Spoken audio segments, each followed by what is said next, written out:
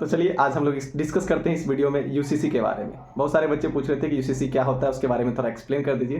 तो इस वीडियो में हम उसके नेगेटिव और पॉजिटिव दोनों साइड को देखेंगे कि नेगेटिव में क्या तर्क दिए जाते हैं, पॉजिटिव में क्या तर्क दिए जाते हैं, यानी पक्ष में क्या तर्क है और विपक्ष में क्या तर्क है। तो यूसीसी का फुल फॉर्म होता है यूनिफॉर्म सिविल कोड। इसी को हिंदी में बोलते हैं समान नागरिक संहिता। अगर हम संवैधानिक तौर पे बात करें तो ये भाग 4 में यानी डीपीएसपी, जिसको इंग्लिश हिंदी में बोलते हैं राजनीतिक राज्य के नीति निर्देशक तत्व, उसमें अनुच्छेद 44 में लिखा हुआ है कि राज्य चाहे तो अपने नागरिकों के लिए समान नागरिक संहिता लागू कर सकता है। क्योंकि भाग 3 और 4 में थोड़ा सा डिफरेंस है। भाग 3 जो है वो इनफोर्सेबल है, यानी कि अगर आपको भाग 3 का कोई भी चीज़, आपको भाग 3 फंडामेंटल राइट्स होता है, अगर भाग 3 का कोई भी राइट्स आपको गवर्नमेंट नहीं देती है तो आप क्या करते हैं, supreme court and high court जाते हैं। सुप्रीम कोर्ट आर्टिकल 32 के अकॉर्डिंग और हाई कोर्ट 226 के अकॉर्डिंग आप जाके वहाँ पे रीट दायर करते हैं, उसका अलग प्रोसेस है। तो ये इनफोर्सेबल हुआ, यानी कि सुप्रीम कोर्ट हाई कोर्ट जाके हम इसको इन्फोर्स करवा रहे हैं। लेकिन अगर डीपीएसपी के कुछ प्रावधान या कोई भी प्रावधान राज्य लागू नहीं करता तो उसके अगेंस्ट में आप supreme court and high court नहीं जा सकते। क्यों? क्योंकि आर्टिकल 37 में लिखा हुआ है कि डीपीएसपी जो है इन्फोर्सेबल नहीं होगा, परिवर्तनीय नहीं होगा। आप इसको कोर्ट में जाके फोर्सेबल नहीं बना सकते, ठीक है। इसीलिए आर्टिकल 44 वो राज्य पे डिपेंड करता है। वर्ड ही ऐसा है कि राज्य चाहे तो अपने नागरिकों के लिए समान नागरिक संहिता लागू कर सकता है। तो ये रहा संवैधानिक प्रावधान।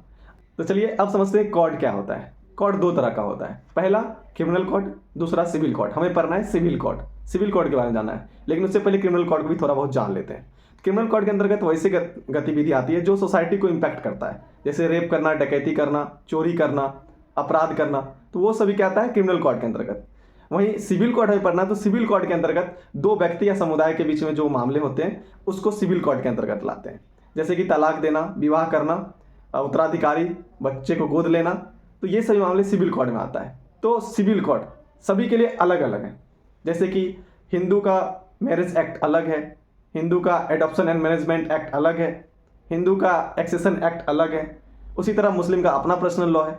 आप क्या देख रहे थे कि जो क्रिमिनल कोड है, अगर दो समुदाय के अलग अलग लोग हैं, अगर एक तरह का केस है उन पे, जैसे कि वो कोई चोरी करते हैं, हिंदू हो या मुस्लिम हो चाहे कोई भी हो, तो चोरी का जो भी प्रावधान होगा, जितना दिन का सजा होगा, जो भी सजा होंगे वो दोनों को मिलेगा सेम। लेकिन वहीं पे सिविल कोड में क्या होता है, सबके लिए अलग अलग नियम हो जाते हैं। तलाक देने के लिए अलग नियम हो जाते हैं हिंदू में, मुस्लिम में अलग हो जाता है। शादी करने का अलग नियम हो जाता है हिंदू में, मुस्लिम में अलग हो जाता है। इसी तरह से बहुत सारी चीज़ें हैं जो अलग अलग हो जाती हैं। इसी को एक करने के लिए यूनिफॉर्म सिविल कोड का मांग किया जाता है। तो चलिए इसके विपक्ष में हम तर्क समझते हैं। इसके विपक्ष में तर्क क्या आता है कि अगर यूसीसी लागू होता है तो धार्मिक स्वतंत्रता का जो अधिकार है और जो संस्कृति संरक्षण का जो अधिकार दिया हुआ है फंडामेंटल राइट्स में, वो बाधित हो जाएगा। कैसे बाधित हो जाएगा? तो पहला तर्क यह है कि आर्टिकल 25 कहता है सभी धर्म को अपने अपने तरह से आचरण करने की अनुमति है। तो इसका एग्जाम्पल अगर ले ले तो उसमें कहता है कि मुस्लिम के जो धर्म ग्रंथ हैं उसमें बहुविवाह करने की इजाज़त दिया जाता है। इसीलिए यह जो 25 आर्टिकल है उसमें यूसीसी एक बाधक के रूप में होगा। उनके धर्म के जो नियम है उसको चेंज करना पड़ जाएगा। वैसे ही विपक्ष में एक और तर्क है कि 26 में कहता है कि सभी धर्मों को अपने अनुसार कार्य को प्रबंधन करने की इजाज़त है। अपने अनुसार क्या करना है, कैसे करना है, अपने धार्मिक आचरण विचार को कैसे प्रबंध करना है, उसे करने की आज़ादी है 26।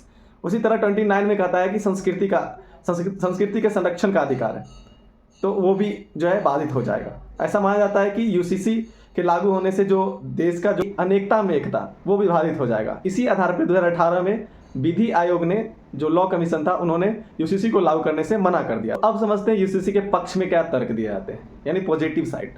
पक्ष में जो तर्क दिए जाते हैं उसको समझते हैं। पहला तर्क यह जाता है कि यूसीसी लागू होने से आर्टिकल 25, 26, 29 का जो हवाला दिया जा रहा है कि वो खत्म हो जाएगा, ऐसा कुछ नहीं। वो इसलिए पक्ष में ये तर्क दे रहे हैं, वो कह रहे हैं कि जो 25 और 26 और 29 में जो भी है उसमें कई धार्मिक आचरण विचार पे कोई भी चोट नहीं पहुंच रहा है। वह अनिवार्य धर्मों के लिए अनिवार्य नहीं है।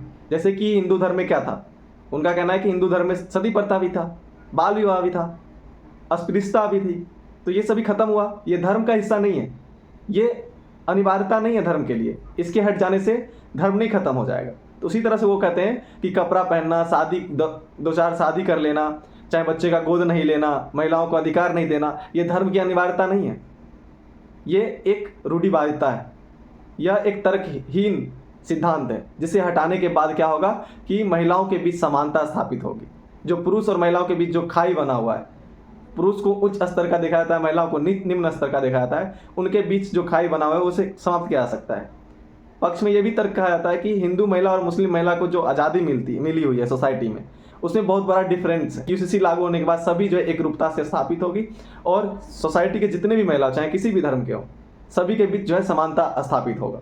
एक डाटा जान के आपको बहुत हैरानी होगी कि जो न्यायपालिका में चाहे हाई कोर्ट हो, चाहे डिस्ट्रिक्ट कोर्ट हो, चाहे अन्य कोई भी कोर्ट हो, उसमें कितने केसेस जो है पेंडिंग है जो सिविल केसेस के रिलेटेड है। तो हाई कोर्ट में टोटल 4.64 मिलियन केसेस जो है पेंडिंग में अभी भी, और वहीं डिस्ट्रिक्ट कोर्ट में 31 मिलियन केसेस पेंडिंग है। इंडिया की बात कर रहा हूँ मैं। तो कहा जाता है कि ये जितने भी केस पेंडिंग है सभी अलग अलग धर्मों के अलग अलग नियम सिविल कोर्ट होने की वजह से है। अगर एक हो जाती है तो इन केस में कमी भी आ सकती है। वीडियो आप लोग को अच्छा लगा होगा और वीडियो में थोड़ा बहुत कुछ समझ भी आया होगा, और अगला वीडियो किस टॉपिक पे हो ये हमें ज़रूर सजेस्ट करें ताकि हम आपको उस वीडियो के बारे में एक छोटा सा एनालिसिस करके आपको बता सकें। Thanks for watching.